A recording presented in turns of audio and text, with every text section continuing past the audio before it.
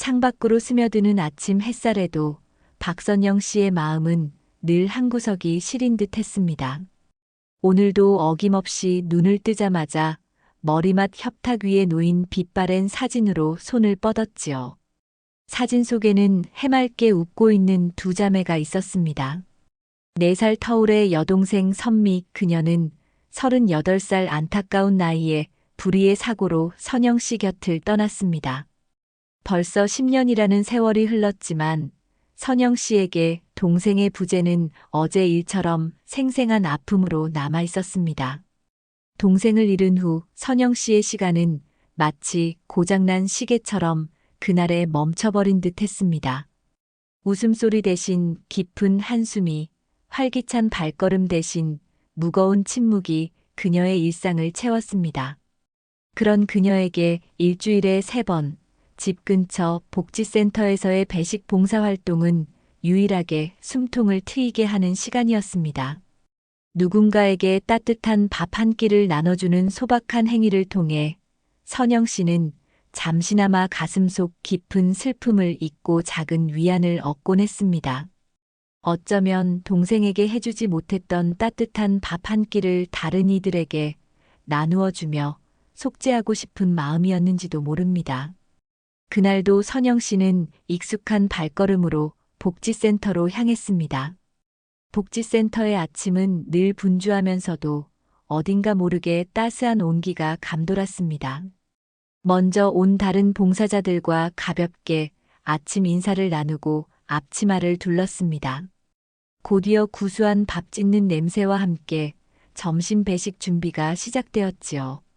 커다란 솥에서 김이 모락모락 피어오르고 반찬통을 옮기는 달그락거리는 소리가 정겹게 울려 퍼졌습니다. 선영 씨는 묵묵히 야채를 다듬고 국을 휘저으며 자신의 역할에 몰두했습니다. 한창 바쁘게 움직이던 그때 선영 씨의 시선이 문득 한 곳에 멈췄습니다. 배식대 저편에서 새로 온 듯한 봉사자가 밥솥에 밥을 커다란 주걱으로 휘젓고 있었습니다. 하얀 위생모와 마스크로 얼굴 대부분이 가려져 있었지만 언뜻 보이는 갸름한 얼굴선과 진한 눈썹이 왠지 모르게 낯익었습니다.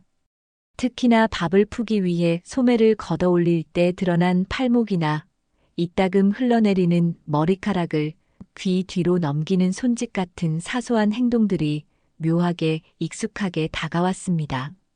새로 오신 분인가? 선영 씨는 고개를 갸웃하며 생각했습니다. 복지센터에는 다양한 연령대의 봉사자들이 있었지만 저렇게 차분하면서도 야무진 손길은 처음 보는 듯 했습니다. 선영 씨, 오늘 국간 좀 봐줄래요? 옆에서 함께 일하던 베테랑 봉사자 김 여사가 말을 건넸지만 선영 씨는 쉽사리 그 새로운 봉사자에게서 시선을 떼지 못했습니다. 마치 자석에 이끌리듯 알 수 없는 힘이 그녀를 그쪽으로 잡아당기는 듯한 기분이었습니다. 김 여사의 재촉에 황급히 국 맛을 보고는 다시 그쪽을 쳐다보았지만 이미 그 봉사자는 다른 곳으로 이동한 후였습니다. 선영 씨는 애써 아무렇지 않은 척 다시 일에 집중하려 했지만 마음 한구석에 작은 파문이 있는 것을 느꼈습니다. 드디어 점심시간이 되어 배식이 시작되었습니다. 길게 늘어선 어르신들께 차례대로 밥과 반찬을 나눠드리며 선영 씨는 다시 한번 그 새로운 봉사자를 살필 기회를 가졌습니다. 그녀는 국을 푸는 역할을 맡고 있었는데 한 사람 한 사람에게 따뜻한 미소와 함께 정성스럽게 국을 떠주는 모습이 인상적이었습니다. 목소리 또한 나긋나긋하고 부드러워서 듣는 이의 마음을 편안하게 해주었습니다. 선영 씨는 반찬을 건네면서 힐끗힐끗 그녀를 관찰했습니다. 보면 볼수록 이상하게 마음이 끌렸습니다. 처음 보는 사람에게서 느껴지는 기시감, 그것은 단순한 착각일까요? 그러던 순간 선영 씨의 심장이 쿵 하고 바닥으로 떨어지는 듯한 충격을 받았습니다. 국그릇을 어르신께 건네던 그 봉사자의 오른쪽 손목 안쪽, 소매 아래로 언뜻 드러난 작은 흉터가 선영 씨의 눈에 선명하게 들어왔기 때문입니다. 가늘고 하얀 손목 위에 마치 작은 초승달처럼 새겨진 흉터. 그것은 분명 10년 전 사랑하는 동생 선미의 손목에 있던 흉터와 너무나도 똑같았습니다. 어릴 적 동네 공원에서 함께 자전거를 타다 넘어져 생긴 흉터였습니다. 선미는 유독 그 흉터를 싫어해서 여름에도 긴 소매 옷을 즐겨 입곤 했었지요. 선영 씨는 그 흉터를 똑똑히 기억하고 있었습니다. 선영 씨는 저도 모르게 들고 있던 반찬 집게를 떨어뜨릴 뻔했습니다. 머릿속이 하얗게 비는 듯했고 손끝이 차갑게 식어왔습니다. 아니야. 그럴 리가 없어. 선미는 이미 죽었는데. 스스로에게 몇 번이고 되뇌었지만 눈앞의 광경은 너무나도 선명했습니다. 세상에 같은 얼굴을 한 사람은 있을 수 있어도 같은 위치에 같은 모양의 흉터를 가진 사람이 또 있을 확률은 얼마나 될까요? 선영 씨의 눈시울이 뜨거워지기 시작했습니다. 지난 10년간 억눌러왔던 슬픔과 그리움이 한꺼번에 북받쳐 오르는 듯 했습니다. 배식이 끝나고 잠시 휴식 시간이 되었습니다. 다른 봉사자들은 삼삼오오 모여 이야기를 나누거나 물을 마셨지만 선영 씨는 자석에 이끌리듯 그 새로운 봉사자에게 다가갔습니다. 심장은 주체할 수 없이 빠르게 뛰었고 목소리는 금방이라도 떨려 나올 것 같았습니다. 하지만 이대로 물러설 수는 없었습니다. 만에 하나 아주 작은 희망이라도 있다면 확인해야 했습니다. 저 오늘 처음 오셨나 봐요. 저는 박선영이라고 합니다. 용기를 내어 말을 건네자 그녀는 부드러운 눈빛으로 선영 씨를 돌아보며 가볍게 고개를 숙였습니다. 네, 안녕하세요. 김미숙이라고 해요. 오늘부터 봉사하게 됐어요. 앞으로 잘 부탁드립니다. 김미숙. 동생의 이름은 분명 박선미였습니다. 순간 뜨겁게 타오르던 희망의 불씨가 찬물을 맞은 듯 사그라드는 것을 느꼈습니다. 역시나 자신의 착각이었을까? 동생을 너무나도 그리워한 나머지 헛것을 본 것일까?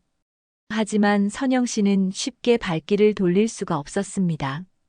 그녀의 눈빛, 그녀의 목소리, 그리고 무엇보다 그 손목의 흉터가 계속해서 선영 씨의 마음을 붙들고 놓아주지 않았습니다. 미숙 씨 혹시 실례가 안 된다면 그 손목의 흉터는 어떻게 생기신 거예요? 자신도 모르게 불쑥 질문이 튀어나왔습니다. 미숙 씨는 잠시 자신의 손목을 내려다보더니 희미하게 웃으며 대답했습니다. 아, 이거요? 꽤 오래전에 다친 건데 사실 잘 기억이 나지 않아요. 워낙 어릴 때 생긴 상처라서요. 기억이 나지 않는다니. 선영 씨는 실망감과 함께 더욱 깊어지는 의욕을 느꼈습니다.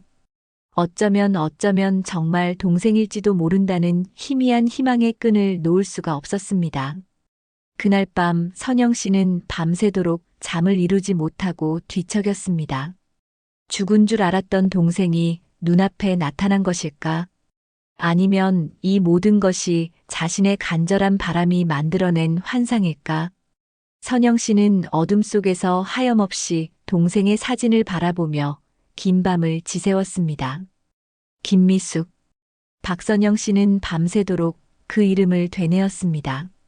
동생 선미의 손목에 있던 것과 똑같은 흉터, 어딘지 모르게 익숙했던 눈빛과 몸짓, 그리고 무엇보다 첫 만남에서부터 강렬하게 느껴졌던 알 수 없는 끌림. 하지만 그녀는 자신을 김미숙이라고 소개했고 흉터에 대해서도 어릴 적 다친 것 같다며 애매하게 얼버무렸습니다. 선영 씨의 머릿속은 거대한 미로처럼 복잡하게 얽혀 들어갔습니다. 희망이라는 한 줄기 빛을 발견한 것 같았지만 그 빛은 너무나도 희미해서 금방이라도 꺼져버릴 듯 위태로워 보였습니다. 다음 날 아침 선영 씨는 평소보다 더욱 무거운 마음으로 눈을 떴습니다. 밤새 뒤척이느라 잠을 설친 탓에 몸은 천근만근이었지만 복지센터로 향하는 발걸음을 멈출 수는 없었습니다. 어쩌면 다시 한번 미숙 씨를 만나 이야기를 나눠보면 이 혼란스러운 감정의 실마리를 찾을 수 있을지도 모른다는 생각 때문이었지요. 혹시나 하는 기대와 함께 만약 모든 것이 자신의 착각으로 밝혀졌을 때의 실망감을 감당할 수 있을까 하는 두려움이 교차했습니다. 복지센터에 도착한 선영 씨는 애써 태어난 척하며 봉사활동 준비를 시작했습니다. 하지만 온 신경은 미숙 씨에게 쏠려 있었습니다. 평소라면 능숙하게 해냈을 일들도 자꾸만 실수를 연발했고 다른 봉사자들의 말도 귀에 제대로 들어오지 않았습니다. 언제쯤 오실까? 오늘은 나오시는 날이 맞겠지? 초조하게 현관 쪽을 곁눈질하던 그때 익숙한 인형이 들어서는 것이 보였습니다. 김미숙 씨였습니다. 선영 씨는 저도 모르게 마른 침을 꿀꺽 삼켰습니다. 미숙 씨는 여느 때와 다름없이 차분한 모습으로 봉사자들과 인사를 나누고 자신의 자리로 향했습니다. 선영 씨는 그녀에게 다가가 말을 걸고 싶었지만 무슨 말을 어떻게 시작해야 할지 몰라 망설였습니다. 어제처럼 섣불리 흉터 이야기를 꺼냈다가 오히려 경계심만 키울 수도 있다는 생각이 들었습니다. 결국 선영 씨는 조용히 미숙 씨의 행동 하나하나를 놓치지 않고 관찰하는 쪽을 택했습니다. 함께 배식 준비를 하는 동안 선영 씨는 미숙 씨가 특정 음식을 보고 잠시 망설이는 듯한 표정을 짓거나 무심코 흥얼거리는 콧노래가 예전에 선미가 즐겨 부르던 노래의 한 소절과 비슷하다는 것을 발견했습니다. 그런 사소한 순간들이 반복될수록 선영 씨의 가슴속 의욕은 눈덩이처럼 불어났습니다. 저건 분명 선미가 싫어하던 가지볶음인데. 그리고 저 노래는. 하지만 그럴 때마다 우연의 일치일 거야. 내가 너무 예민하게 반응하는 걸 거야라며 스스로를 다독였습니다. 동생은 10년 전 그 끔찍한 사고로 이미 세상을 떠났고 자신은 동생의 장례까지 치렀으니까요. 그때의 절망감과 슬픔은 아직도 생생하게 남아 있었습니다. 그럼에도 불구하고 마음 한구석에서는 혹시라도 하는 작은 희망의 속삭임이 멈추지 않았습니다. 점심 배식이 끝나고 잠시 휴식 시간이 되자 선영 씨는 복지센터 사무실 한쪽에 마련된 봉사자 휴게실로 향했습니다. 그곳에서 우연히 봉사자들의 개인 신상 카드가 들어있는 파일을 발견하게 되었습니다. 잠시 망설였지만 선영 씨는 떨리는 손으로 파일을 열어 김미숙의 카드를 찾아보았습니다. 사진 속 미숙 씨는 여전히 마스크를 쓰고 있어서 얼굴 전체를 확인할 수는 없었지만 그 아래 적힌 정보들이 선영 씨의 눈길을 사로잡았습니다. 나이 48. 선미가 살아있었다면 정확히 그 나이였습니다. 혈액형 또한 선미와 같은 O형이었습니다. 물론 이것만으로는 아무것도 확신할 수 없었지만 선영 씨의 심장은 더욱 세차게 뛰기 시작했습니다. 주소지는 전혀 알지 못하는 낯선 동네였고 비상 연락망에는 오정심이라는 이름과 함께 보호자라고 적혀 있었습니다. 그때 사무실로 들어오던 복지센터 직원 최경호 씨와 눈이 마주쳤습니다. 선영 씨는 당황하며 황급히 파일을 덮었지만 경호 씨는 이미 선영 씨의 불안한 표정을 눈치챈 듯 했습니다. 선영 씨, 무슨 일 있으세요? 안색이 안 좋아 보이시는데. 경호 씨는 평소에도 봉사자들을 세심하게 챙기는 다정한 사람이었습니다. 선영 씨는 잠시 망설이다가 용기를 내어 조심스럽게 미숙 씨에 대해 물었습니다. 저 경호 씨, 혹시 김미숙 씨에 대해서 좀 아시는 게 있으신가요? 언제부터 봉사하셨고 어떤 분이신지. 경호 씨는 잠시 생각에 잠기더니 입을 열었습니다. 미숙 씨요? 얼마 전에 봉사를 시작하셨는데 아주 성실하고 조용한 분이세요. 개인적인 이야기는 거의 하지 않으셔서 저도 자세히는 모르지만 듣기로는 예전에 큰 사고를 당해서 기억을 일부 잃으셨다고 하더라고요. 기억상실. 그 말은 선영 씨의 머릿속을 강타하는 듯 했습니다. 만약 미숙 씨가 정말 선미라면 사고로 기억을 잃고 다른 이름으로 살아가고 있을 가능성이 충분히 있었습니다. 선영 씨는 떨리는 목소리를 감추려 애쓰며 경호 씨에게 다시 물었습니다. 그럼 혹시 그 사고가 언제쯤이었는지 아세요? 경호 씨는 고개를 저으며 대답했습니다. 글쎄요, 거기까지는 저도 잘. 그날 밤 선영 씨는 또다시 뜬 눈으로 밤을 지새웠습니다. 동생의 낡은 유품 상자를 꺼내 먼지를 털어냈습니다.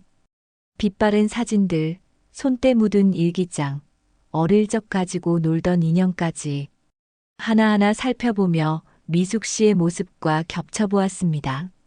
일기장 한 구석에 적힌 선미의 글씨체, 사진 속 선미의 웃는 모습, 미숙 씨와 닮은 듯 하면서도 다른 모습들이 선영 씨를 더욱 깊은 혼란 속으로 밀어 넣었습니다. 만약 정말 내 동생 선미라면 왜 나를 알아보지 못하는 걸까?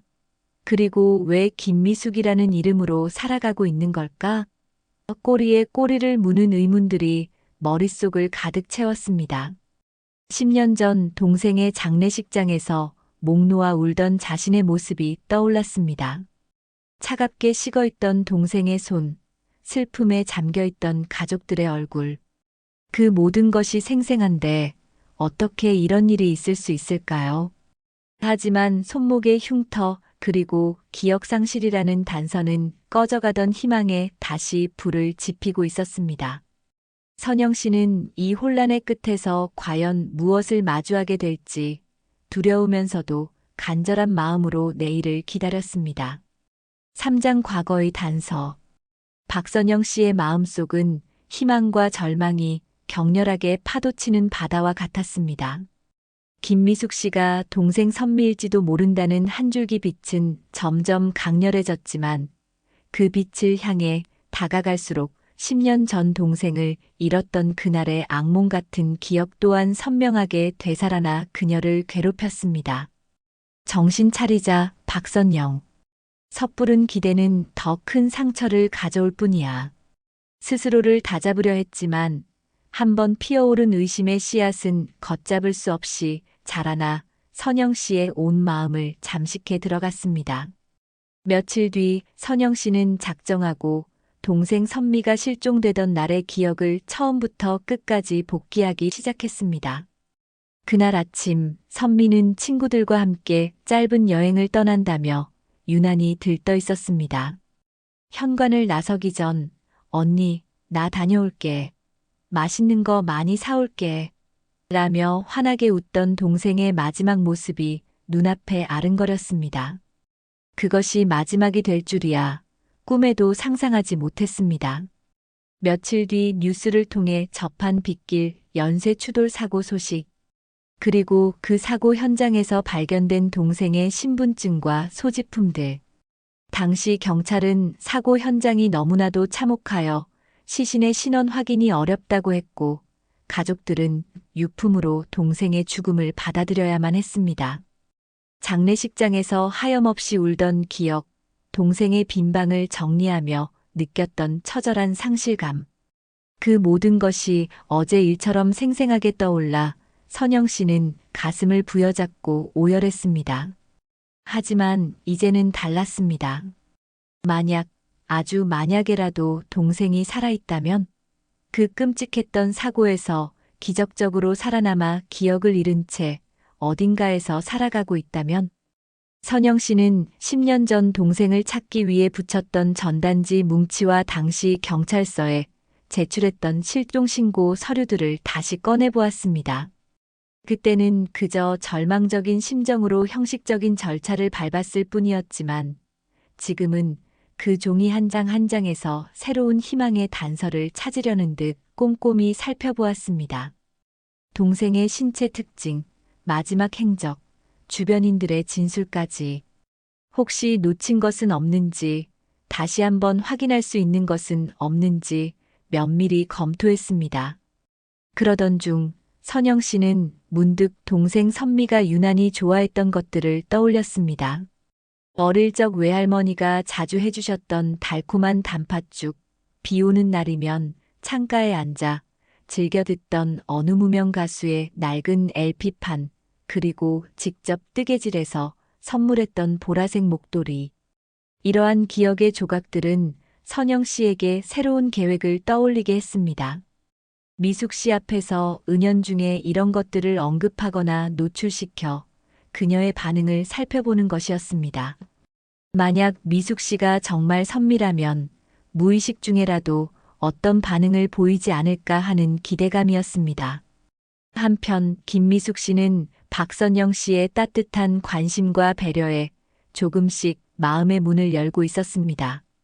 처음에는 어딘가 모르게 자신을 꿰뚫어 보는 듯한 선영 씨의 눈빛이 부담스러웠지만 함께 봉사활동을 하며 이야기를 나눌수록 그녀에게 편안함과 친밀감을 느꼈습니다.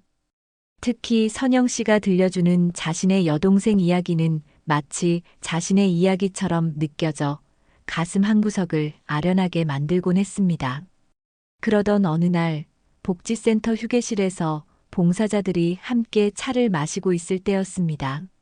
라디오에서 흘러나오는 낯익은 멜로디에 미숙 씨는 자신도 모르게 찻잔을 든 손을 멈칫했습니다. 아주 오래전에 들었던 것 같은, 하지만 전혀 기억나지 않는 노래. 가슴 한구석이 답답해지면서 알 수 없는 슬픔이 밀려왔습니다. 이 노래 아세요? 미숙 씨가 옆에 있던 선영 씨에게 조심스럽게 묻자 선영 씨는 희미하게 미소 지으며 대답했습니다. 네, 저희 동생이 참 좋아했던 노래예요. 비 오는 날이면 이 노래를 틀어놓고 창밖을 보곤 했죠. 그 순간 미숙 씨의 머릿속에는 뿌연 안개 속처럼 희미하지만 창밖으로 비가 내리는 풍경과 누군가의 흐느끼는 듯한 노랫소리가 스쳐 지나갔습니다. 갑작스러운 두통과 함께 현기증을 느낀 미숙 씨는 이마를 짚었습니다. 괜찮으세요, 미숙 씨? 걱정스럽게 묻는 선영 씨의 목소리가 멀게만 느껴졌습니다. 잃어버린 기억의 파편들이 아주 조금씩, 그러나 분명하게 그녀를 향해 다가오고 있었습니다. 미숙 씨는 자신의 과거에 대해 알아야 한다는 강렬한 욕망과 함께 그 과거를 마주하는 것에 대한 막연한 두려움을 동시에 느꼈습니다. 복지센터 직원 최경호 씨는 최근 들어 부쩍 수척해지고 무언가에 깊이 골몰하는 듯한 선영 씨의 모습을 유심히 지켜보고 있었습니다. 그리고 미숙 씨에게 유난히 신경을 쓰는 듯한 선영 씨의 행동 또한 예사롭지 않게 느껴졌습니다. 혹시 두 사람 사이에 어떤 특별한 사연이 있는 것은 아닐까? 경호 씨는 조심스럽게 선영 씨에게 다가가 안부를 물으며 도움이 될 만한 일이 있다면 언제든 이야기하라고 격려했습니다. 선영 씨는 아직 모든 것을 털어놓을 용기가 나지 않았지만 경호 씨의 따뜻한 마음에 작은 위로를 받았습니다. 그리고 미숙 씨의 비상 연락망에 적혀있던 오정심이라는 이름. 어쩌면 그 사람이 미숙 씨의 과거에 대한 중요한 단서를 가지고 있을지도 모른다는 생각이 선영 씨의 뇌리를 스쳤습니다. 희미한 단서들이 하나씩 모습을 드러내며 진실을 향한 여정은 조금씩 앞으로 나아가고 있었습니다. 박선영 씨는 더 이상 희미한 가능성에만 매달려 시간을 허비할 수 없다고 판단했습니다. 김미숙 씨가 동생 선미일지도 모른다는 의심은 이제 걷잡을 수 없는 확신으로 변해가고 있었지만 결정적인 증거 없이는 섣불리 다가설 수 없었습니다. 만약 미숙 씨가 정말 기억을 잃은 동생이라면 갑작스러운 진실은 그녀에게 엄청난 충격을 줄 것이 뻔했습니다. 조심스럽고 신중하게, 하지만 보다 적극적으로 증거를 찾아야 했습니다. 선영 씨는 그동안 애써 외면해왔던 동생의 유품 상자를 다시 한번 열었습니다. 이번에는 단순히 추억을 곱씹는 것이 아니라 미숙 씨와의 연결고리를 찾기 위한 필사적인 탐색이었습니다. 먼지 쌓인 앨범 속에는 선미의 앳된 얼굴들이 가득했습니다. 어릴 적 유치원 발표회에서 토끼 분장을 하고 수줍게 웃던 모습, 중학교 시절 단짝 친구들과 함께 찍은 스티커 사진, 그리고 고등학교 졸업식 날 꽃다발을 한아름 안고 활짝 웃던 모습까지. 선영 씨는 사진 한 장 한 장을 확대경까지 동원해가며 미숙 씨의 얼굴과 비교했습니다. 세월의 흔적과 마스크에 가려진 부분을 감안하더라도 눈매와 코, 인매 등에서 놀라울 정도로 닮은 구석들이 발견되었습니다. 사진뿐만이 아니었습니다. 선미가 학창시절 썼던 일기장, 친구들과 주고받았던 편지들, 직접 그린 그림들까지. 선영 씨는 혹시라도 미숙 씨가 무의식 중에라도 같은 필체를 사용하거나 비슷한 그림을 그린 적은 없는지, 복지센터에서 미숙 씨가 메모했던 종이 조각이나 그림 그리기 프로그램에서 아이들과 함께 그린 그림들을 몰래 살펴보기도 했습니다. 하지만 뚜렷한 성과는 없었습니다. 10년이라는 세월은 너무나도 길었고 기억을 잃은 사람에게 과거의 습관을 기대하는 것은 무리일지도 몰랐습니다. 그러던 중 선영 씨는 문득 동생 선미가 손재주가 유난히 좋았던 것을 떠올렸습니다. 특히 작은 구슬이나 색실을 이용해 아기자기한 액세서리를 만드는 것을 좋아했는데 그 중에서도 유독 아끼던 팔찌가 하나 있었습니다. 파란색 터키석과 은색 구슬을 엮어 만든 팔찌였는데 선미는 마치 부적처럼 항상 손목에 차고 다녔습니다. 사고 당일에도 분명 그 팔찌를 하고 있었을 터였습니다. 선영 씨는 혹시나 하는 마음에 유품 상자를 샅샅이 뒤졌지만 그 팔찌는 어디에도 보이지 않았습니다. 역시 사고 현장에서 잃어버린 걸까? 실망감이 밀려왔습니다. 며칠 뒤 복지센터에서는 자원봉사자들을 위한 작은 간담회가 열렸습니다. 평소에는 잘 참석하지 않던 미숙 씨도 그날은 웬일인지 자리에 함께했습니다. 여러 프로그램에 대한 설명과 건의사항을 나누는 평범한 시간이었지만 선영 씨의 시선은 줄곧 미숙 씨에게 향해 있었습니다. 그때였습니다. 테이블 위에 놓인 서류를 짚기 위해 미숙 씨가 손을 뻗는 순간 그녀의 왼쪽 소매 아래로 언뜻 익숙한 푸른빛이 스쳐 지나갔습니다. 선영 씨는 숨이 멎는 듯한 긴장감과 함께 눈을 크게 떴습니다. 그리고 다시 한번 미숙 씨의 손목을 주시했습니다. 미숙 씨가 컵을 들어 물을 마시는 순간 마침내 그것이 선명하게 드러났습니다. 파란색 터키석과 은색 구슬이 엮인 팔찌. 그것은 의심할 여지 없이 10년 전 선미가 늘 차고 다니던 그리고 그토록 찾아 헤매던 바로 그 팔찌였습니다. 선영 씨는 심장이 터질 듯이 뛰는 것을 느끼며 자리에서 벌떡 일어날 뻔했습니다. 저건 분명 선미의 팔찌야. 온몸에 피가 거꾸로 솟는 듯한 흥분과 함께 눈물이 핑 돌았습니다. 하지만 애써 감정을 억누르며 침착하게 기회를 엿보았습니다. 간담회가 끝나고 사람들이 흩어지기 시작할 무렵 선영 씨는 미숙 씨에게 다가가 최대한 자연스러운 목소리로 말을 걸었습니다. 미숙 씨, 그 팔찌 정말 예쁘네요. 직접 만드신 거예요? 미숙 씨는 자신의 팔찌를 내려다보며 희미하게 미소 지었습니다. 그 미소는 어딘가 쓸쓸해 보이기도 했습니다. 아니요, 이건 제가 기억을 잃었을 때부터 가지고 있던 거예요. 어떻게 제 손목에 있게 된 건지는 잘 모르겠지만 왠지 모르게 아주 소중한 물건 같아서 한 번도 빼놓지 않고 항상 지니고 다녀요. 그 말을 듣는 순간 선영 씨는 더 이상 의심할 여지가 없다고 확신했습니다. 저 팔찌는 분명 동생 선미의 것이었고 미숙 씨는 기억을 잃은 채 10년 동안 그 팔찌를 간직해왔던 것입니다.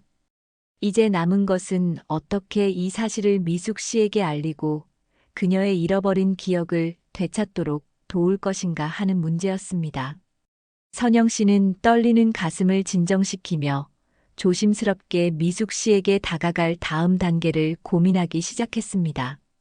어쩌면 미숙 씨를 처음 발견하고 돌봐주었다는 오정심이라는 분을 만나보는 것이 가장 먼저 해야 할 일일지도 몰랐습니다. 그분이라면 분명 미숙 씨의 과거에 대해 더 많은 것을 알고 있을 테니까요. 드디어 굳게 닫혀있던 진실의 문이 서서히 열리려는 순간이었습니다. 박선영 씨는 며칠 밤낮을 고민과 망설임으로 지새웠습니다. 김미숙 씨가 동생 선미의 팔찌를 하고 있다는 사실은 부인할 수 없는 증거였지만 섣불리 다가가 그녀의 삶을 송두리째 흔들어 놓을 수는 없는 노릇이었습니다. 10년이라는 세월은 너무나도 길었고 기억을 잃은 채 살아온 그녀에게 갑작스러운 진실은 감당하기 힘든 충격일 수 있었기 때문입니다. 선영 씨는 복지센터 직원 최경호 씨에게 조심스럽게 도움을 청했습니다. 미숙 씨의 비상 연락망에 적혀있던 오정심이라는 분을 만나 이야기를 나눠보고 싶다고 하지만 미숙 씨에게는 비밀로 해달라고 간곡히 부탁했습니다. 경호 씨는 선영 씨의 절박한 표정과 떨리는 목소리에서 무언가 심상치 않은 사연이 있음을 직감하고 며칠 뒤 어렵게 오정심 씨의 연락처를 구해 전달해 주었습니다. 떨리는 손으로 전화기를 든 선영 씨는 몇 번이나 심호흡을 한 뒤에야 통화 버튼을 누를 수 있었습니다. 수화기 너머로 들려오는 정심 씨의 목소리는 생각보다 차분했지만 어딘지 모르게 경계심이 느껴졌습니다. 선영 씨는 자신이 박선영이며 김미숙 씨와 복지센터에서 함께 봉사활동을 하고 있다고 밝힌 뒤 혹시 미숙 씨에 대해 여쭤볼 것이 있어 잠시 만나 뵐 수 있겠냐고 조심스럽게 물었습니다. 정심 씨는 한동안 말이 없다가 낮은 목소리로 우리 미숙이한테 무슨 일이라도 있는 겁니까? 라고 되물었습니다. 그 목소리에는 미숙 씨를 향한 깊은 염려와 애정이 묻어났습니다. 선영 씨는 아니라고 손사래를 치며 그저 미숙 씨에 대해 조금 더 알고 싶을 뿐이라고 둘러댔습니다. 몇 번의 통화와 간곡한 부탁 끝에 정심 씨는 마지못해 자신의 식당에서 만나자는 약속을 했습니다. 약속 당일 선영 씨는 약속 시간보다 한참 일찍 정심 씨가 운영한다는 작은 식당 앞에 도착했습니다. 허름하지만 정갈하게 정돈된 식당 외관에서 정심 씨의 성품이 느껴지는 듯 했습니다. 식당 안으로 들어서자 구수한 된장찌개 냄새가 코를 간지렸습니다. 주방 안쪽에서 분주하게 움직이던 정심 씨는 선영 씨를 발견하고는 잠시 의아한 표정을 짓더니 이내 예약석으로 안내했습니다. 직접 담근 듯한 시원한 매실차를 내어온 정심 씨는 선영 씨의 맞은편에 앉아 물끄러미 그녀를 바라보았습니다. 그 눈빛에는 여전히 풀리지 않은 경계심과 함께 무언가를 알고 싶어 하는 듯한 복잡한 감정이 어려 있었습니다. 선영 씨는 천천히 그리고 진심을 다해 자신의 이야기를 시작했습니다. 10년 전 불의의 사고로 잃어버린 여동생 선미에 대한 그리움, 그리고 복지센터에서 만난 미숙 씨에게서 동생의 흔적을 발견하고 품게 된 희미한 희망까지 떨리는 목소리로 이야기를 이어가는 동안 선영 씨의 눈가에는 어느새 뜨거운 눈물이 고였습니다. 정심 씨는 묵묵히 선영 씨의 이야기를 들어주었습니다. 그녀의 표정은 좀처럼 읽기 어려웠지만 가끔씩 미세하게 떨리는 눈꺼풀이나 꼭 맞잡은 두 손에서 그녀 역시 깊은 생각에 잠겨 있음을 알 수 있었습니다. 마침내 선영 씨의 이야기가 끝나자 정심 씨는 깊은 한숨을 내쉬며 천천히 입을 열었습니다. 미숙이 아니 그 아이를 처음 만난 건 꼭 10년 전 이맘때였어요. 억수같이 비가 쏟아지던 여름밤이었지. 정심 씨의 목소리는 낮고 차분했지만 그 안에 담긴 세월의 무게는 결코 가볍지 않았습니다. 그녀의 이야기에 따르면 그날 밤 식당 마감을 준비하던 정심 씨는 가게 앞 골목길에 쓰러져 있는 미숙 씨를 발견했다고 합니다. 머리에서는 피가 흐르고 있었고 온몸은 흙투성이에 흠뻑 젖어 있었습니다. 입고 있던 옷은 군데군데 찢어져 있었고 의식도 없는 상태였습니다. 유일하게 손목에 걸려 있던 것이 바로 그 파란색 구슬 팔찌였다고 했습니다. 급히 병원으로 옮겨 응급처치를 받았지만 미숙 씨는 깨어난 후에도 자신의 이름이나 과거에 대해 아무것도 기억하지 못했습니다. 심지어 자신이 왜 그곳에 쓰러져 있었는지조차 알지 못했습니다. 의사는 머리에 강한 충격을 받아 일시적인 기억상실 증세를 보이는 것 같다고 진단했습니다. 경찰에도 신고했지만 신원을 확인할 만한 단서는 전혀 나오지 않았습니다. 결국 오갈 데 없는 미숙 씨를 정심 씨는 자신의 집으로 데려와 보살피기 시작했습니다. 김미숙이라는 이름도 기억을 찾을 때까지 임시로 쓰라며 정심 씨가 새로 지어준 것이었습니다. 처음 몇 년 동안은 미숙이도 자기 과거를 찾으려고 무던히 애썼어요. 텔레비전 뉴스라도 유심히 보고 혹시나 아는 사람을 만날까 싶어 일부러 사람 많은 시장이나 역 근처를 서성이기도 했지요. 하지만 아무런 실마리도 찾지 못하자 나중에는 그냥 모든 걸 체념한 듯 보였어요. 정심 씨는 미숙 씨가 기억을 되찾기를 누구보다 바랐지만 한편으로는 과거의 상처가 되살아나 그녀를 더 힘들게 할까봐 걱정하는 마음도 컸다고 했습니다. 그래서 섣불리 과거를 자극하는 행동은 피하며 그저 묵묵히 그녀의 곁을 지켜주었다고 합니다. 미숙 씨는 정심 씨의 식당 일을 도우며 조금씩 새로운 삶에 적응해 나갔지만 밤에는 종종 알 수 없는 악몽에 시달리며 울부짖거나 낮에는 멍하니 창밖만 바라보며 깊은 슬픔에 잠길 때가 많았다고 했습니다.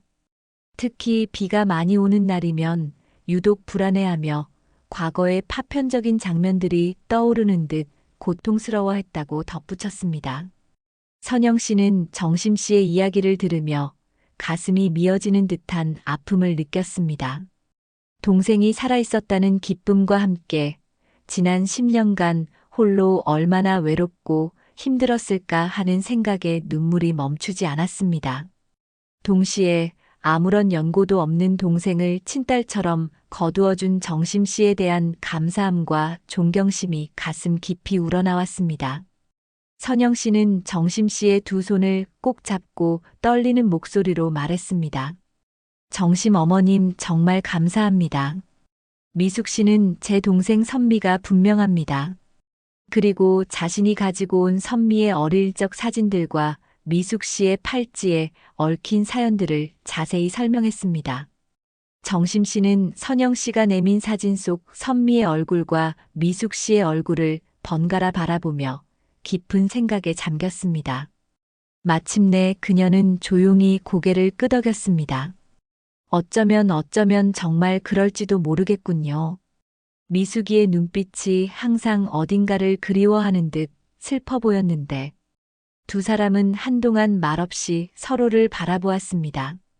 이제 남은 것은 미숙 씨, 아니 선미가 스스로 과거의 기억을 되찾고 언니를 알아보는 것이었습니다.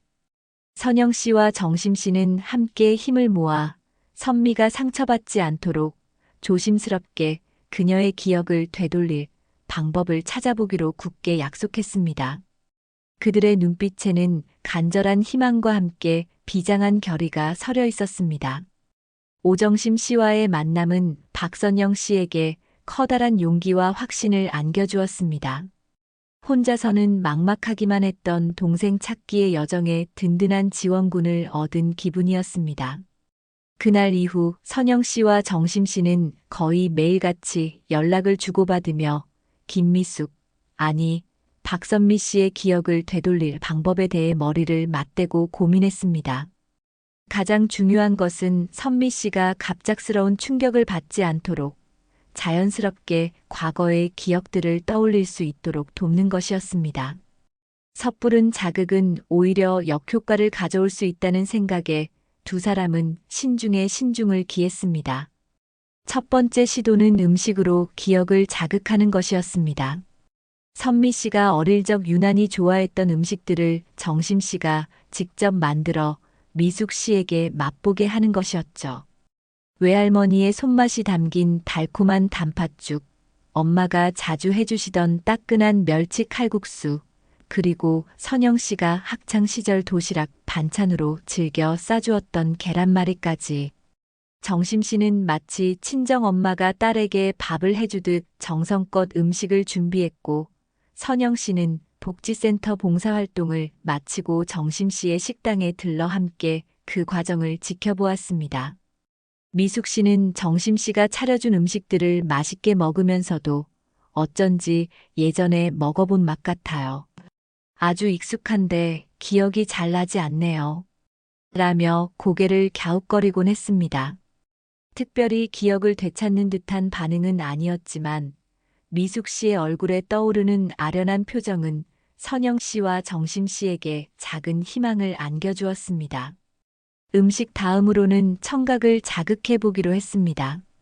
선미 씨가 어릴 적 즐겨 듣던 동요나 가요들을 자연스럽게 식당이나 복지센터에서 틀어놓는 것이었습니다. 선영 씨는 선미 씨가 학창시절 테이프가 늘어지도록 들었던 어느 무명 가수의 LP판을 어렵게 구해 정심 씨에게 건네주었습니다. 정심 씨는 손님이 뜸한 오후 시간에 식당 한쪽에 놓인 낡은 전축에 그 LP판을 올려놓았습니다. 지지직거리는 잡음과 함께 흘러나오는 애잔한 멜로디. 주방에서 저녁 장사를 준비하던 미숙 씨는 자신도 모르게 하던 일을 멈추고 전축 쪽으로 시선을 돌렸습니다. 노래를 듣는 동안 미숙 씨의 표정은 시시각각 변했습니다. 처음에는 의아한 듯 미간을 찌푸리더니 이내 눈가가 촉촉해지며 알 수 없는 슬픔에 잠기는 듯 했습니다. 이 노래 가슴이 왜 이렇게 아프죠? 자꾸 눈물이 날 것 같아요. 미숙 씨는 가슴을 부여잡으며 혼란스러워했습니다. 선영 씨와 정심 씨는 조용히 그녀의 곁을 지키며 그녀의 감정이 가라앉기를 기다려 주었습니다. 시간이 흐르면서 미숙 씨에게는 조금씩 변화가 나타나기 시작했습니다. 이전에는 자신의 과거에 대해 거의 언급하지 않았지만 이제는 가끔씩 선영 씨나 정심 씨에게 꿈에서 본 알 수 없는 장면이나 떠오르는 단편적인 감정들에 대해 털어놓기 시작했습니다. 어젯밤 꿈에 아주 넓은 바닷가가 나왔어요. 파도 소리가 들리고 누군가 저를 애타게 부르는 것 같았는데 얼굴은 잘 보이지 않았어요. 혹은 이상하게도 라일락 향기를 맡으면 마음이 너무 편안해져요. 마치 아주 오래전에 맡아본 향기처럼요. 그런 이야기를 할 때마다 미숙 씨의 눈빛은 깊은 슬픔과 함께 무언가를 갈망하는 듯 간절하게 빛났습니다. 선영 씨와 정심 씨는 미숙 씨의 작은 변화 하나하나에 일희일비하면서도 섣불리 희망을 드러내지 않으려 애썼습니다. 대신 더욱더 자연스럽게 과거의 단서들을 미숙 씨 주변에 배치했습니다. 선영 씨는 예전에 선미 씨와 함께 찍었던 빛바랜 사진들을 몇 장 골라 자신의 지갑 속에 넣어두고 미숙 씨와 대화를 나누다가 우연히 사진이 바닥에 떨어지도록 연출하기도 했습니다. 사진을 주워든 미숙 씨는 사진 속 어린 선영 씨와 선미 씨의 모습을 한참 동안 물끄러미 바라보았습니다. 이 아이 참 귀엽네요. 선영 씨 동생분이세요? 미숙 씨의 질문에 선영 씨는 애써 태어난 척하며 고개를 끄덕였습니다. 네, 제 동생 선미예요. 지금은 하늘나라에 있지만요.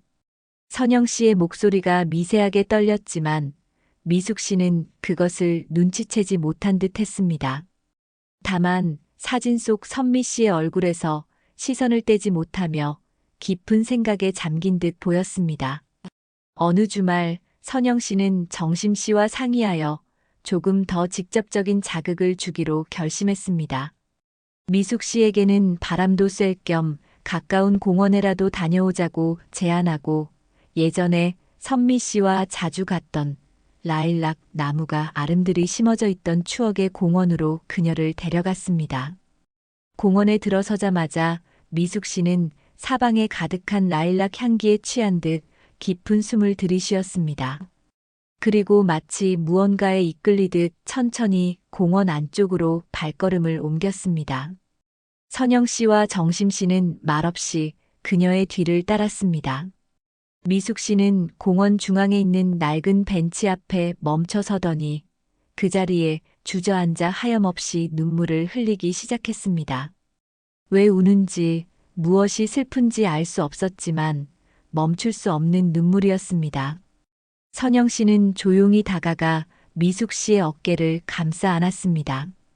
희미한 기억의 그림자가 조금씩 걷히고 봉인되었던 진실의 문이 아주 천천히 하지만 분명하게 열리려 하고 있었습니다. 그 순간 선영 씨는 자신도 모르게 나지막이 속삭였습니다. 괜찮아, 선미야, 괜찮아. 아주 작은 목소리였지만 미숙 씨의 어깨가 움찔하는 것을 선영 씨는 느낄 수 있었습니다. 라일락 향기가 가득했던 공원에서의 일 이후 김미숙 씨의 내면에는 거센 폭풍우가 몰아치기 시작했습니다. 이전까지는 안개 속처럼 희미하게 떠오르던 과거의 단편들이 이제는 보다 선명하고 구체적인 이미지와 감정으로 그녀를 덮쳐왔습니다. 밤에는 거의 매일같이 알 수 없는 꿈에 시달렸습니다. 어떤 날은 끝없이 펼쳐진 바닷가를 헤매는 꿈을 꾸었고 또 어떤 날은 낯선 사람들에게 쫓기며 어두운 골목길을 필사적으로 도망치는 꿈을 꾸기도 했습니다. 꿈에서 깨어나면 온몸은 식은땀에 젖어 있었고 심장은 격렬하게 요동쳤습니다. 무엇보다 그녀를 괴롭힌 것은 꿈속에서 자신을 애타게 부르는 누군가의 목소리였습니다. 그 목소리는 너무나도 다정하고 그리웠지만 아무리 애를 써도 그 주인의 얼굴은 떠오르지 않았습니다. 낮에도 상황은 마찬가지였습니다. 문득 스쳐 지나가는 풍경, 우연히 들려오는 음악 소리, 심지어는 음식 냄새 하나에도 잊고 지냈던 과거의 기억들이 파편처럼 되살아나 그녀를 혼란에 빠뜨렸습니다. 복지센터에서 아이들과 함께 그림을 그리다가도 자신이 무심코 그린 풍경화가 어릴 적 살던 시골집 마당과 너무나도 닮아 있다는 사실에 소스라치게 놀라기도 했습니다. 길을 걷다가도 문득 발길을 멈추고 이 길 와본 적이 있는 것 같아라며 중얼거렸고 시장에서 파는 낡은 인형을 보고는 자신도 모르게 눈물을 글썽이기도 했습니다. 기억의 조각들은 예고 없이 찾아와 그녀의 감정을 뒤흔들어 놓았습니다. 즐거움과 슬픔, 분노와 그리움, 알 수 없는 감정들이 뒤섞여 그녀를 끊임없이 괴롭혔습니다. 박선영 씨와 오정심 씨는 그런 미숙 씨를 안타까운 마음으로 지켜보았습니다. 그녀가 겪고 있을 혼란과 고통이 얼마나 클지 짐작조차 하기 어려웠습니다. 하지만 섣불리 다가가 아는 척을 하거나 과거를 강요할 수는 없었습니다. 그저 묵묵히 그녀의 곁을 지키며 그녀가 스스로 기억의 문을 열고 나올 수 있도록 기다려주는 것만이 최선이었습니다. 선영 씨는 예전보다 더 자주 정심 씨의 식당을 찾아 미숙 씨와 함께 시간을 보냈습니다. 특별한 말을 건네기보다는 그저 그녀의 이야기를 들어주고 따뜻한 눈빛으로 격려해 주었습니다. 미숙 씨는 떠오르는 기억의 파편들을 선영 씨에게 조심스럽게 털어놓기 시작했습니다. 마치 길 잃은 아이가 엄마를 찾듯 그녀는 선영 씨에게 의지하며 자신의 혼란스러운 감정을 호소했습니다. 선영 씨, 제가 요즘 이상해요. 자꾸만 이상한 꿈을 꾸고 낯선 기억들이 떠올라요. 제가 누구인지 모르겠어요. 미숙 씨의 목소리는 절박하게 떨리고 있었습니다. 선영 씨는 그런 미숙 씨의 손을 꼭 잡아주며 말했습니다. 미숙 씨, 너무 걱정하지 말아요. 다 괜찮아질 거예요. 혹시라도 힘든 일이 있으면 언제든 저에게 이야기해도 괜찮아요. 선영 씨의 따뜻한 위로에 미숙 씨는 조금이나마 안정을 되찾는 듯 했습니다. 그녀는 선영 씨에게서 편안함과 신뢰감을 느꼈고 마치 아주 오래전부터 알고 지낸 사람처럼 느껴졌습니다. 그러던 어느 날 복지센터에서 봉사활동을 마치고 함께 저녁 식사를 하던 중이었습니다. 선영 씨가 무심코 미숙 씨에게 꼬맹아, 밥 많이 먹어. 그래야 힘내지. 라고 말했습니다. 꼬맹이 그것은 어릴 적 선영 씨가 동생 선미 씨를 부르던 애칭이었습니다. 그 말을 듣는 순간 미숙 씨는 손에 들고 있던 숟가락을 바닥에 떨어뜨렸습니다. 온몸이 전기에 감전된 것처럼 찌릿했고 머릿속이 하얗게 비는 듯 했습니다. 그리고 다음 순간 마치 댐이 무너지듯 봉인되어 있던 기억들이 한꺼번에 쏟아져 들어오기 시작했습니다.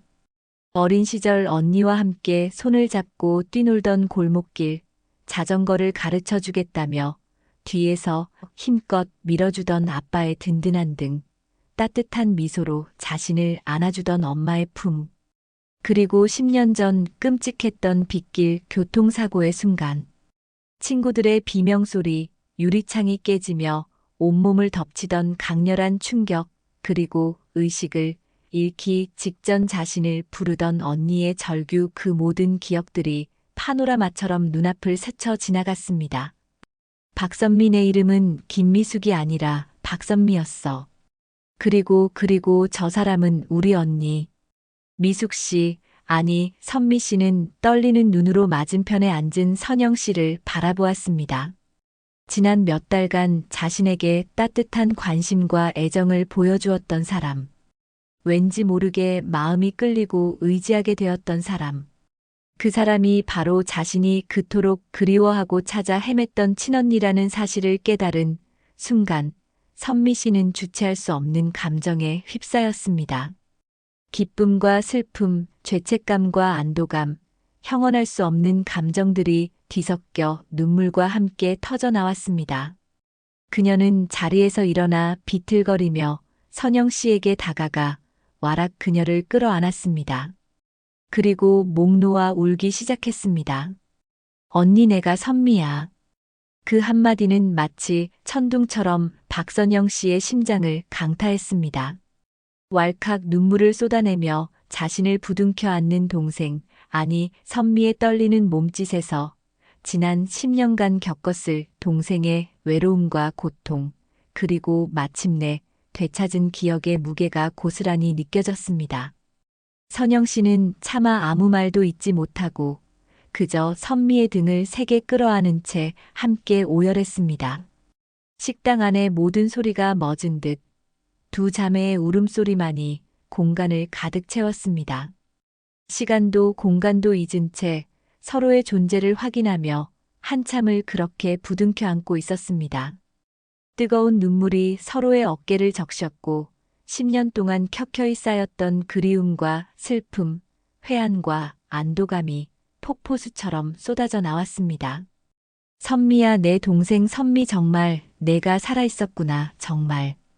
선영 씨는 동생의 얼굴을 두 손으로 감싸쥐고 꿈인지 생시인지 분간하기 어려운 듯 연신 동생의 이름을 불렀습니다. 마스크 위로 드러난 선미의 눈가에는 이미 걷잡을 수 없는 눈물이 흐르고 있었고 그 눈빛 속에는 되찾은 기억의 환희와 동시에 지난 시간에 대한 혼란스러움이 뒤섞여 있었습니다. 언니 미안해. 내가 너무 늦게 알아봐서 정말 미안해. 선미 씨는 죄인처럼 고개를 떨구며 흐느꼈습니다. 자신을 김미숙으로 알고 살아왔던 지난 10년, 그리고 바로 눈앞에 있는 친언니를 알아보지 못했던 시간들이 주마등처럼 스쳐 지나가며 깊은 죄책감으로 그녀를 짓눌렀습니다. 주변에서 이 광경을 지켜보던 복지센터 직원 최경호 씨와 다른 봉사자들은 처음에는 어리둥절한 표정으로 두 사람을 바라보다가 이내 이 기적 같은 재회의 의미를 깨닫고는 하나둘씩 눈시울을 붉히기 시작했습니다. 특히 최경호 씨는 그동안 선영 씨가 홀로 끙끙 앓았던 마음고생을 어렴풋이 짐작하고 있었기에 자신의 일처럼 기뻐하며 두 사람에게 다가와 따뜻한 격려의 말을 건넸습니다. 두 분 정말 축하드립니다. 이런 날이 오다니 정말 믿기지 않네요. 그의 목소리에도 벅찬 감동이 서려 있었습니다. 하지만 이 감격스러운 재회의 순간 식당 한쪽 구석에서 말없이 이 모든 상황을 지켜보고 있던 오정심 씨의 마음은 누구보다 복잡하고 혼란스러웠습니다. 지난 10년간 친딸처럼 여기며 온 마음을 다해 보살펴왔던 미숙이가 사실은 다른 사람의 동생이었고 이제 곧 자신의 곁을 떠나게 될 것이라는 사실은 그녀에게 너무나도 큰 충격과 상실감으로 다가왔습니다. 물론 미숙이가 가족을 찾았다는 것은 진심으로 기뻐해야 할 일이었지만 가슴 한구석이 텅 비어버리는 듯한 허전함과 함께 알 수 없는 배신감마저 느껴졌습니다. 정심 씨에게 미숙이는 단순한 보호 대상이 아니었습니다. 외롭고 고단했던 노년의 삶의 한 줄기 빛처럼 찾아와준 소중한 딸이자 둘도 없는 친구였기 때문입니다. 그녀는 애써 태어난 척 미소를 지으려 했지만 금방이라도 터져 나올 듯한 눈물을 참기 위해 입술을 깨물어야 했습니다. 그날 밤 선영 씨는 선미 씨의 손을 꼭 잡고 자신의 집으로 데려왔습니다. 10년 만에 다시 찾은 동생의 방은 예전 모습 그대로 보존되어 있었습니다. 책상 위에는 선미 씨가 좋아하던 소설책들이 가지런히 꽂혀 있었고 벽에는 학창 시절 친구들과 함께 찍은 빛바랜 사진들이 걸려 있었습니다. 선미 씨는 마치 시간이 멈춘 듯한 자신의 방을 둘러보며 또다시 눈물을 흘렸습니다. 언니, 이 모든 게 꿈만 같아. 내가 정말 돌아온 거야? 선영 씨는 그런 동생을 따뜻하게 안아주며 이제 아무 걱정하지 말고 편히 쉬라고 다독였습니다. 하지만 선미 씨에게는 쉽게 잠 못 이루는 밤이었습니다. 김미숙으로 살아왔던 지난 10년의 기억과 박선미로서의 과거 기억들이 머릿속에서 끊임없이 충돌하며 극심한 혼란을 야기했습니다. 자신을 친딸처럼 아껴주었던 정심 씨에 대한 죄송함과 감사함, 그리고 이제야 찾은 언니와 함께하고 싶은 마음 사이에서 어떻게 해야 할지 갈피를 잡을 수 없었습니다. 정심 엄마는 지금쯤 얼마나 마음이 아프실까? 나를 원망하고 계시지는 않을까? 선미 씨는 밤새도록 뒤척이며 괴로워했습니다. 다음 날부터 선영 씨는 동생 선미 씨가 새로운 환경에 잘 적응할 수 있도록 물심양면으로 도왔습니다. 함께 장을 보고 음식을 만들고 예전에 함께 갔던 추억의 장소들을 다시 찾아가며 잃어버린 시간들을 하나씩 채워나갔습니다. 선미 씨는 언니의 따뜻한 보살핌 속에서 조금씩 안정을 되찾아갔지만 마음 한구석에는 늘 오정심 씨에 대한 무거운 그림자가 드리워져 있었습니다. 며칠 뒤 용기를 내어 정심 씨의 식당을 찾아갔지만 정심 씨는 예전과 달리 선미 씨를 차갑고 쌀쌀맞게 대했습니다. 내 진짜 가족을 찾았으니 이제 여긴 올 필요 없다. 가서 내 언니랑 행복하게 잘 살아. 정심 씨의 목소리에는 깊은 서운함과 원망이 섞여 있었습니다. 선미 씨는 아무 말도 하지 못하고 눈물만 흘리며 돌아설 수밖에 없었습니다. 이러한 상황은 선영 씨에게도 큰 고민거리였습니다. 동생과 함께 살게 된 것은 너무나도 기뻤지만 정심 씨의 상처받은 마음을 모른 척할 수는 없었습니다. 선영 씨는 몇 번이고 정심 씨를 찾아가 진심으로 감사와 사죄의 말씀을 전하려 했지만 정심 씨는 좀처럼 마음의 문을 열지 않았습니다. 식당 주변의 단골 손님들 사이에서도 미숙이가 정심 씨 은혜도 모르고 너무 쉽게 떠나버렸다는 식의 수군거림이 들려왔고 이는 선미 씨를 더욱 괴롭게 만들었습니다. 어떤 사람들은 10년이나 키워줬으면 됐지 뭘 더 바라느냐. 이제라도 친가족 찾았으니 잘된 일 아니냐며 선미 씨를 두둔하기도 했지만 대부분은 정심 씨의 편에서 안타까움을 표시했습니다. 선미 씨는 언니에게 차마 속마음을 털어놓지 못하고 혼자 끙끙 앓았습니다. 낮에는 애써 밝은 척했지만 밤에는 정심 씨 생각에 잠 못 이루고 눈물 찢는 날들이 많아졌습니다. 그녀는 김미숙으로서의 삶을 살았던 지난 10년 동안 정심 씨에게 받았던 사랑과 보살핌을 결코 잊을 수 없었습니다. 정심 씨는 그녀에게 단순한 보호자를 넘어선 진정한 의미의 어머니였습니다. 하지만 동시에 핏줄로 이어진 언니와 함께하고 싶은 마음 또한 간절했습니다. 이러지도 저러지도 못하는 상황 속에서 선미 씨의 내적 갈등은 점점 더 깊어져만 갔습니다. 그녀는 과연 이 어려운 상황을 어떻게 헤쳐나가야 할까요? 10년 만에 되찾은 행복 앞에서 그녀는 또 다른 시련에 직면하고 있었습니다. 오정심 씨의 냉담한 반응과 주변 사람들의 수군거림은 박선미 씨의 마음을 무겁게 짓눌렀습니다. 10년 만에 찾은 언니와의 행복한 시간 속에서도 그녀는 자신을 친딸처럼 보살펴준 정심 씨에 대한 죄책감과 미안함에서 벗어날 수 없었습니다.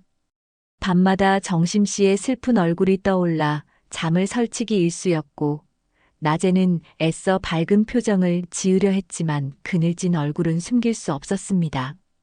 박선영 씨 역시 이러한 동생의 힘겨움을 모를 리 없었습니다. 동생을 되찾은 기쁨도 잠시, 그녀는 또 다른 문제에 직면했음을 깨달았습니다.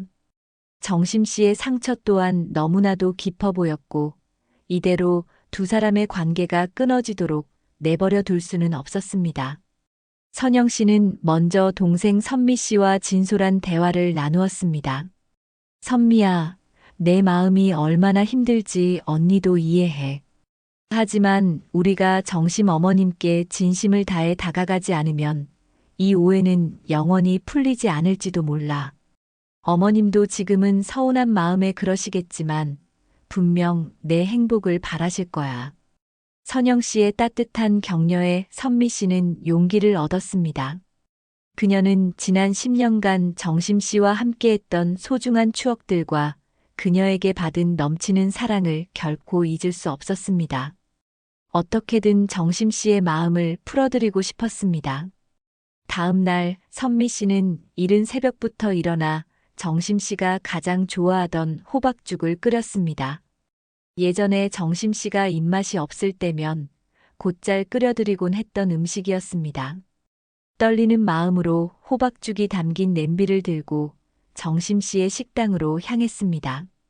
식당 문은 아직 굳게 닫혀 있었지만 선미 씨는 문 앞에 쪼그리고 앉아 하염없이 정심 씨를 기다렸습니다. 몇 시간이 흘렀을까? 마침내 식당 문이 열리고 장사 준비를 위해 나온 정심 씨와 마주쳤습니다. 정심 씨는 문 앞에 쭈그리고 앉아있는 선미 씨를 보고 깜짝 놀랐지만 이내 차가운 표정으로 외면하려 했습니다. 어머님, 제가 어머님 좋아하시는 호박죽 끓여왔어요. 제발 제 이야기 좀 들어주세요. 선미 씨는 울먹이며 정심 씨의 앞을 가로막고 애원했습니다. 정심 씨는 여전히 굳은 표정이었지만 선미 씨의 간절한 눈빛과 손에 들린 따뜻한 호박죽 냄비에 마음이 조금씩 흔들리는 듯 했습니다. 마지못해 선미 씨를 식당 안으로 들인 정심 씨는 아무 말 없이 선미 씨가 따라주는 호박죽을 한술 떴습니다. 익숙한 맛, 그 안에 담긴 선미 씨의 진심이 느껴지는 듯 했습니다. 선미 씨는 천천히 그리고 진심을 다해 자신의 마음을 전했습니다. 어머님, 지난 10년 동안 저를 거두어 주시고 사랑으로 보살펴 주신 은혜 평생 잊지 않겠습니다. 어머님은 저에게 단순한 보호자가 아니셨어요. 진짜 엄마셨어요. 제가 기억을 되찾고 언니를 만난 건 정말 기적 같은 일이지만 그렇다고 해서 어머님과의 인연을 저버리려는 건 절대 아니에요. 오히려 어머님이 계셨기에 제가 오늘날 이렇게 웃을 수 있는 거라고 생각해요. 제발 저를 오해하지 말아주세요. 선미 씨는 흐르는 눈물을 주체하지 못하고 정심 씨의 손을 잡고 오열했습니다. 정심 씨는 아무 말 없이 선미 씨의 이야기를 듣고 있었습니다. 그녀의 눈가도 어느새 촉촉하게 젖어들고 있었습니다. 지난 10년간 함께 웃고 울었던 기억들, 미숙이가 처음 자신의 이름을 불렀던 날, 아파서 밤새 간호해 주었던 날, 함께 김장을 담그며 웃음꽃을 피웠던 날, 그 모든 소중한 추억들이 주마등처럼 스쳐 지나갔습니다. 서운함과 배신감도 컸지만 미숙이, 아니 선미를 향한 애틋한 마음 또한 그에 못지않게 깊었습니다. 그때 식당 문이 열리고 선영 씨가 조심스럽게 안으로 들어왔습니다. 선영 씨는 정심 씨 앞에 깊이 고개를 숙이며 말했습니다. 어머님, 정말 감사합니다. 그리고 정말 죄송합니다.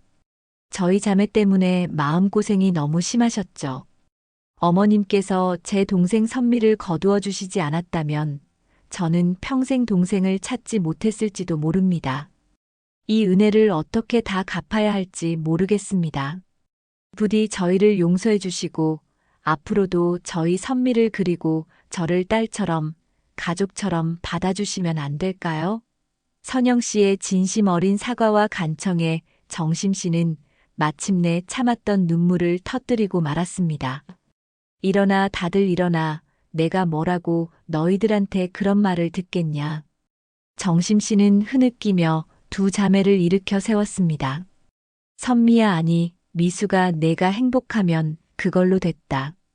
내 진짜 가족을 찾았으니 이제 훨훨 날아가야지.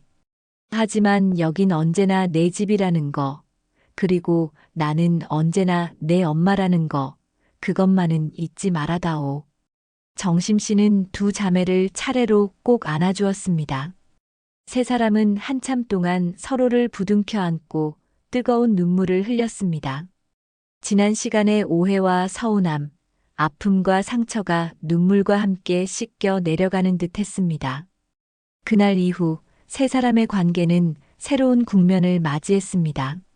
선미 씨는 언니 선영 씨와 함께 살면서도 주말마다 정심 씨의 식당을 찾아 일을 돕고 함께 시간을 보냈습니다. 정심 씨 역시 선영 씨와 선미 씨를 친딸처럼 여기며 따뜻한 정을 나누었고, 명절이나 생일 등 특별한 날에는 세 사람이 함께 모여 식사를 하고 이야기꽃을 피웠습니다. 복지센터 직원 최경호 씨와 다른 봉사자들, 그리고 식당 단골 손님들까지 이들의 기적 같은 사연과 아름다운 관계에 진심으로 축복과 응원을 보냈습니다.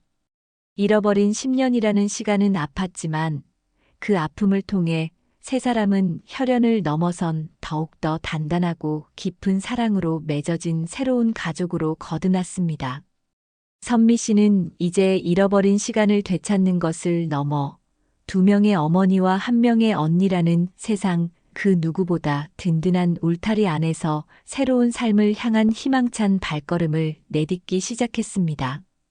박선영 씨와 박선미 씨, 두 자매가 한 지붕 아래에서 함께 눈을 뜨고 하루를 시작하는 풍경은 이제 그들 삶의 가장 소중하고 당연한 일부가 되었습니다.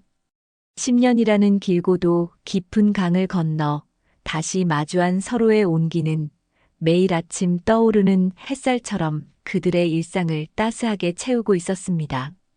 처음 얼마간은 서로의 잠버릇이나 아침을 시작하는 방식의 미묘한 차이에 어색한 웃음을 터뜨리기도 했고, 때로는 사소한 오해로 토라지기도 했지만 그 모든 순간들은 마치 오랫동안 멈춰있던 낡은 시계의 태엽을 다시 감듯 두 사람의 관계를 더욱더 촘촘하고 견고하게 이어주는 과정이었습니다.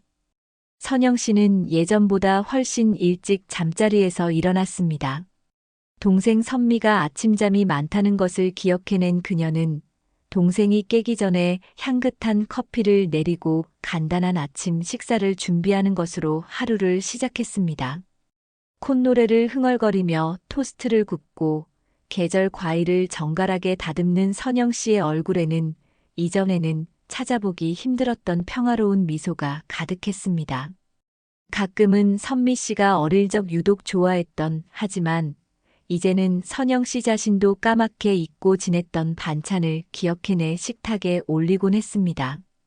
그럴 때면 잠이 덜 깬 얼굴로 식탁에 앉은 선미 씨는 눈을 동그랗게 뜨고 어린아이처럼 외쳤습니다. 어머, 언니, 이거 시금치 나물. 내가 진짜 좋아했던 거잖아. 와, 이걸 어떻게 기억했어? 대박. 그 목소리에는 진심, 어린 감탄과 함께 10년이라는 세월을 뛰어넘어 자신을 기억해주는 언니에 대한 깊은 감동이 묻어났습니다. 선영 씨는 그저 내가 워낙 편식이 심했어야지. 안 까먹을 수가 있나. 라며 눈치듯 말했지만 마음 한구석에서는 찡한 울림과 함께 동생에게 더 많은 것을 해주지 못했던 지난날들에 대한 아쉬움이 교차하곤 했습니다. 하지만 그녀는 더 이상 과거의 그림자에 얽매이지 않았습니다. 지금 바로 이 순간 동생과 함께하는 이 소중한 시간을 어떻게 하면 더 행복하고 의미 있게 채워갈 수 있을지에 온 마음을 집중했습니다. 주말이면 두 자매는 함께 장을 보러 나섰습니다. 예전처럼 선영 씨가 일방적으로 메뉴를 정하고 장바구니를 채우는 것이 아니라 이제는 선미 씨의 의견을 먼저 묻고 함께 식단을 짜는 즐거움을 누렸습니다. 선미야, 이번 주말에는 뭐 해 먹을까? 내가 좋아하는 봉골레 파스타 한번 해볼까? 아니면 엄마가 예전에 자주 해주시던 얼큰한 김치찌개? 선영 씨의 물음에 선미 씨는 장난스럽게 눈을 빛내며 대답했습니다. 둘 다 좋은데. 그럼 토요일엔 봉골레, 일요일엔 김치찌개. 어째?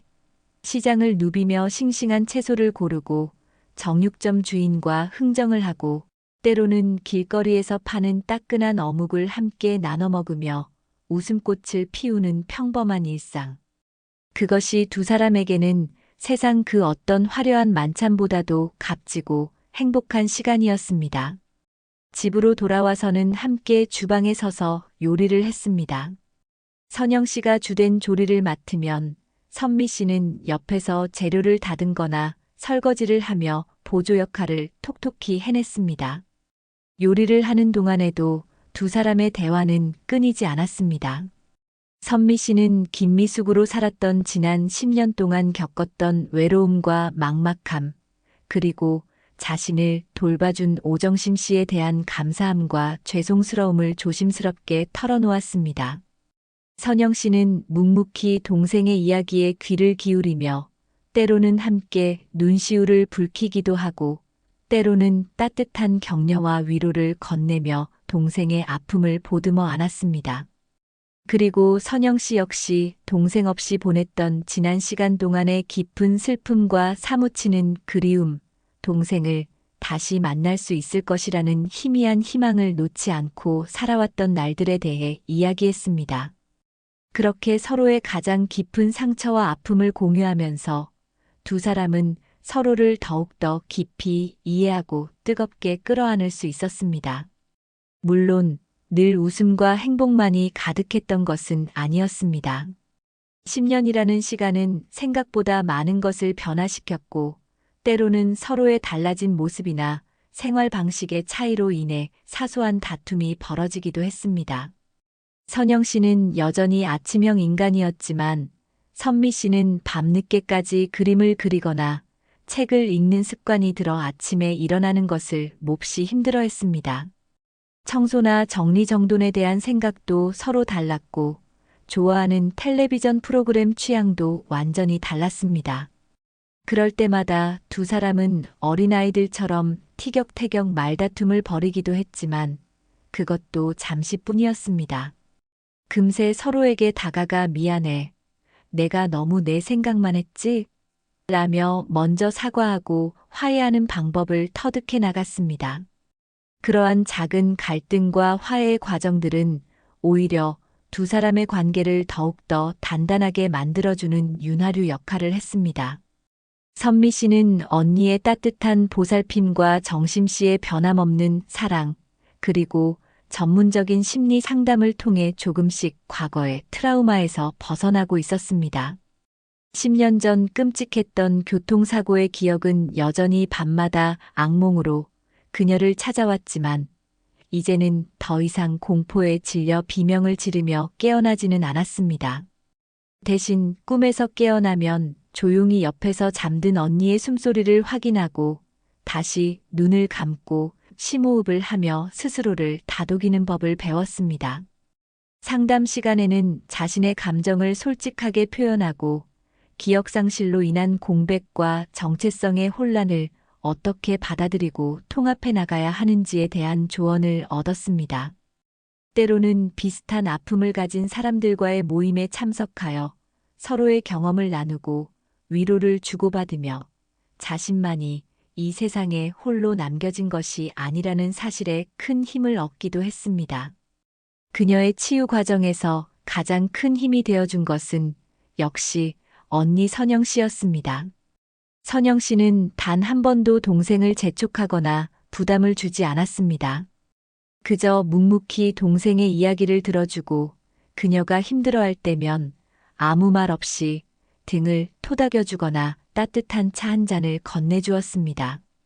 함께 공원을 산책하며 계절의 변화를 느끼고 예전에 함께 갔던 추억의 장소들을 다시 찾아가며 즐거운 기억들을 되살려주려 노력했습니다.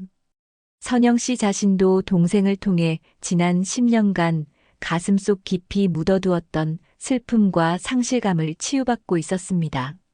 동생의 웃음소리가 집안에 다시 울려 퍼지는 것만으로도 그녀의 삶은 이전과는 비교할 수 없을 만큼 풍요롭고 의미 있게 변화하고 있었습니다. 주말이면 두 자매는 어김없이 오정심 씨의 식당을 찾았습니다. 이제 정심 씨의 식당은 두 자매에게 또 다른 의미의 친정과 같은 곳이 되었습니다. 선미 씨는 여전히 앞치마를 두르고 손님들의 주문을 받고 음식을 나르며 정심 씨의 일손을 도왔고 선영 씨는 주방에서 정심 씨와 함께 이런저런 이야기를 나누며 음식 준비를 거들었습니다. 식당은 세 사람의 따뜻한 마음과 손님들의 정겨운 웃음소리로 늘 활기가 넘쳤습니다. 저녁 장사가 끝나면 세 사람은 식당 한쪽에 둘러앉아 정심 씨가 특별히 끓여준 구수한 누룽지나 따뜻한 차를 마시며 하루 동안 있었던 소소한 이야기들을 나누었습니다. 정심 씨는 이제 선영 씨에게도 우리 큰딸은 오늘 뭐 했어? 우리 작은 딸은 그림 잘 그려져가? 라며 스스럼 없이 안부를 물었고 선영 씨와 선미 씨 역시 정심 씨를 정심 엄마라고 부르며 친어머니처럼 따랐습니다. 가끔은 복지센터의 최경호 씨가 퇴근길에 들러 함께 저녁을 먹으며 이야기꽃을 피우기도 했습니다. 그는 이제 두 자매에게 든든한 오빠이자 친구 같은 존재가 되어 있었습니다. 시간이 흐르면서 선미 씨의 얼굴에는 예전의 밝고 건강한 미소가 완연하게 돌아왔습니다. 그녀는 기억을 잃었던 시간 동안에도 놓지 않았던 그림에 대한 열정을 다시 한번 활활 불태우기 시작했습니다. 복지센터에서 아이들에게 미술을 가르치는 봉사활동을 꾸준히 하면서 자신의 재능을 통해 다른 사람들에게 기쁨과 희망을 줄 수 있다는 사실에 큰 보람을 느꼈습니다. 그리고 마침내 언니 선영 씨와 정심 씨의 적극적인 지지와 응원 속에서 동네 한쪽에 작은 공방을 빌려 자신만의 작품 활동을 시작하는 동시에 형편이 어려운 지역 아동들을 위한 무료 미술 교실을 열기로 결심했습니다. 공방을 꾸미고 아이들을 위한 미술 도구를 준비하고 첫 수업을 앞두고 설렘과 긴장감으로 밤잠을 설치는 선미 씨의 모습은 그 누구보다 열정적이고 아름다워 보였습니다. 어느덧 계절이 몇 번이나 옷을 갈아입고 따스한 봄 햇살이 온 세상을 연두빛으로 물들이던 화창한 주말 아침이었습니다.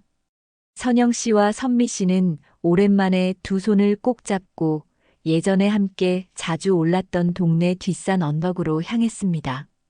언덕길 양옆으로는 활짝 핀 진달래와 개나리가 봄의 정취를 한껏 뽐내고 있었고 지저귀는 산새들의 노랫소리가 청량하게 울려 퍼지며 두 사람의 발걸음을 가볍게 했습니다. 정상에 오르자 시원한 바람이 이마에 땀을 식혀주었고 눈앞에는 지난 세월의 흔적과 새로운 희망이 공존하는 도시의 풍경이 그림처럼 펼쳐졌습니다. 두 사람은 나란히 낡은 나무 벤치에 앉아 한동안 말없이 그 풍경을 바라보았습니다. 지난 시간들이 마치 한 편의 긴 꿈처럼 스쳐 지나갔습니다. 아픔과 슬픔, 절망과 고통으로 점철되었던 힘겨운 순간들도 있었지만 그 모든 것을 이겨내고 지금 이 순간 서로의 온기를 느끼며 함께 숨쉬고 있다는 사실만으로도 가슴 벅찬 감사함과 형언할 수 없는 행복감이 밀려왔습니다. 언니, 나 이제 정말 괜찮아진 것 같아. 먼저 침묵을 깬 것은 선미 씨였습니다. 그녀의 목소리는 봄 햇살처럼 맑고 부드러웠습니다. 예전에는 잃어버린 10년이라는 시간이 너무나도 아깝고 억울하게만 느껴졌는데, 이제는 그 시간마저도 지금의 나를 만든 소중한 경험이었다고 생각하게 됐어. 어쩌면 그 시간이 있었기에 지금의 이 행복이 더욱더 값지게 느껴지는 건지도 모르겠어. 그리고 무엇보다 나에겐 이제 언니와 정심 엄마 그리고 나를 응원해주는 많은 좋은 사람들이 곁에 있잖아. 선미 씨는 환하게 웃으며 옆에 앉은 선영 씨의 손을 가만히 잡았습니다. 그 작은 손에서 전해져 오는 따뜻한 온기가 선영 씨의 마음을 뭉클하게 만들었습니다. 선영 씨 역시 따뜻한 미소로 화답하며 동생의 어깨를 부드럽게 감싸 안았습니다. 그래, 선미야. 우린 이제 혼자가 아니야. 앞으로 어떤 어려움이 닥치더라도 이렇게 함께 손잡고 웃으면서 헤쳐나가면 돼. 내가 다시 내 곁으로 돌아와줘서 이렇게 함께 웃을 수 있어서 언니는 정말 세상 그 무엇과도 바꿀 수 없을 만큼 행복하단다. 두 사람은 한동안 말없이 서로에게 기댄 채 멀리 펼쳐진 세상을 바라보았습니다. 비록 10년이라는 소중한 시간을 잃어버렸지만 기적처럼 다시 만난 두 사람은 이제 서로에게 가장 든든한 버팀목이자 가장 가까운 친구, 그리고 세상에 둘도 없는 소중한 자매가 되었습니다. 언덕 아래로 펼쳐진 세상은 여전히 분주하고 복잡하게 돌아가고 있었지만 두 자매의 마음속에는 마치 잔잔한 호수처럼 평화롭고 따뜻한 희망만이 잔잔하게 물결치고 있었습니다. 그들의 기적 같은 재회는 절망 속에서도 희망의 끈을 놓지 않으면 언젠가는 반드시 따스한 봄날이 찾아온다는 것을 보여주는 이 세상에서 가장 아름답고 감동적인 이야기였습니다. 그리고 그 아름다운 이야기는 이제 막 새로운 행복을 향한 눈부신 시작을 알리고 있었습니다. 앞으로 두 사람의 삶에는 더 이상 슬픔의 눈물이 아닌 기쁨과 감사의 웃음만이 가득할 것이라는 찬란한 예감과 함께였습니다.